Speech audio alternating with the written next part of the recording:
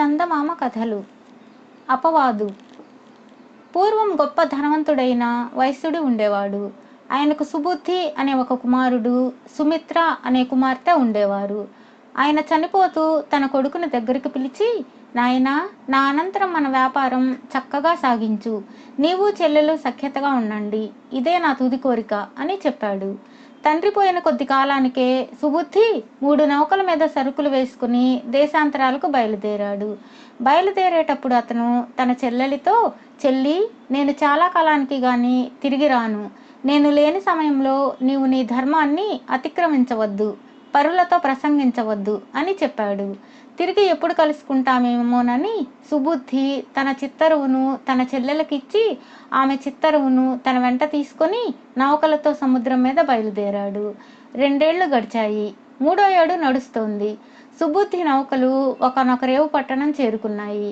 అక్కడ లంగరు దించి తన వెంట ఉన్న గిన్నెలో రత్నాలు, రత్న కంబళులు మొదలైన బహుమానాలు తీసుకొని సుబుద్ధి ఆ దేశపు రాజు సుదర్శనుడి వద్దకు వెళ్ళాడు. తాను తెచ్చిన బహుమతులు సుదర్శనుడికి సమర్పించి తమ దేశంలో వ్యాపారం చేసుకోవడానికి అనుమతి ఇవ్వండి అని సుబుద్ధి అడిగాడు. సుబుద్ధి తెచ్చిన బహుమానాలు చూసి సుదర్శన రాజు చాలా ఆనందించాడు.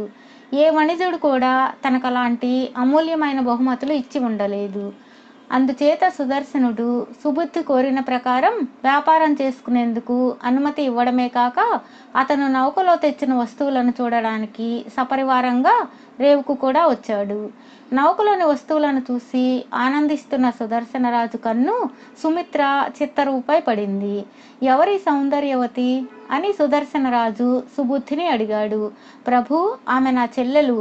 అలాగా, అందానికి తగిన శీలం కూడా ఆమెకున్నదా అని అడిగాడు సుదర్శనరాజు. ఆమె శీలానికి వంక పెట్టగలవారు ఎవరూ లేరు అన్నాడు సుబుద్ధి. అయితే నేను ఆమెను పట్టమహిషిగా చేసుకుంటాను అన్నాడు రాజు. ఇదంతా ఆలకిస్తున్న సేనానికి అసూయ జనించింది. చివరకు ఈ వైశ్యాంగన మాకు రాణి కావడమా, మా భార్యలు ఈమెకు సేవ చేయడమా అనుకున్నాడు దుర్మార్గుడైన సేనాని. అతని పైకి మాత్రం ఈ విధంగా అన్నాడు, ప్రభు, ఈ స్త్రీని నేను చాలా బాగా ఎరుగుదును. ఈమె దుశ్శీల. ఆ మాట వినగానే సుదర్శనుడికి సుబుద్ధిపై ఆగ్రహం కలిగింది. దుశ్శీలను శీలవతి అని ఎలా ఎందుకు చెప్పావు? నీ తల తీయించేస్తాను అన్నాడు రాజు సుబుద్ధితో. ప్రభు, మీ సేనాని చెప్పేది అసత్యం. చేతనైతే అతను ఆ మాటలు రుజువు చేసుకోమనండి. నా చెల్లెల్ని ఎరుగుదనంటున్నాడు కాబట్టి ఆమె వేలి ముద్రికను తీసుకురమ్మనండి. ఆమె పుట్టుమచ్చ ఎక్కడ ఉన్నది తెలుసుకురమ్మనండి అన్నాడు సుబుద్ధి. సుదర్శనుడికి ఇది న్యాయంగానే తోచింది. ఆయన తన సేనానితో, 2 నెలల కాలంలోగా నీవు ఈ స్త్రీ ఉంగరము, పుట్టుమచ్చ రహస్యము తెలుసుకోలేకపోయినట్లయితే నీ తల తీయించేస్తాను అని తెలియపరిచాడు. సేనాని వెంటనే ప్రయాణమై సుమిత్ర ఉండే దేశానికి వచ్చాడు. అక్కడ ఒక పేదరాశి పెద్దమ్మ వద్దకు వెళ్ళి తన పని చెప్పి, పెద్దమ్మ, నాకు ఆ పిల్ల పుట్టుమచ్చ రహస్యము, ఉంగరము తెచ్చి పెడితివా, నీకు అంతులేని బంగారం ఇస్తాను అని ఆశ పెట్టాడు. పేదరాశి పెద్దమ్మ ధనాశ చేత సుమిత్ర ఇంటికి వెళ్ళి ఆమెతో ఆ కబుర్లు ఈ కబుర్లు చెప్పి ఆమె వీపు మీద ఎడమ వైపున ఉన్న పుట్టుమచ్చ తెలుసుకుని ఆమె ఉంగరాన్ని కూడా తస్కరించి సేనానికి ఇచ్చింది. సేనాని వెంటనే ప్రయాణం కట్టి స్వదేశానికి తిరిగి వచ్చి సుదర్శనుడికి సుమిత్ర ఉంగరము, పుట్టుమచ్చ రహస్యము తెలియచేశాడు. సుమిత్రపై వేసిన అపవాదు సేనాని రుజువు చేశాడు గనక సుదర్శనుడు కోపంతో సుబుద్ధికి మరణదండన విధించాడు. కానీ సుబుద్ధి ఒక కోరిక కోరాడు. నేను ఈ దూరదేశంలో మరణించే ముందు ఒకసారి నా చెల్లెలని చూడాలని ఉన్నది. ఆమెను పిలిపించి ఒక్కసారి కలుసుకొనివ్వండి. తర్వాత నిశ్చింతగా మరణదండన అనుభవిస్తాను. దీనికి సుదర్శనుడు అంగీకరించాడు. సుబుద్ధి తన చెల్లెలకు ఒక జాబు వ్రాసి సుదర్శనుడి దూతల ద్వారా ఆమెకు పంపాడు.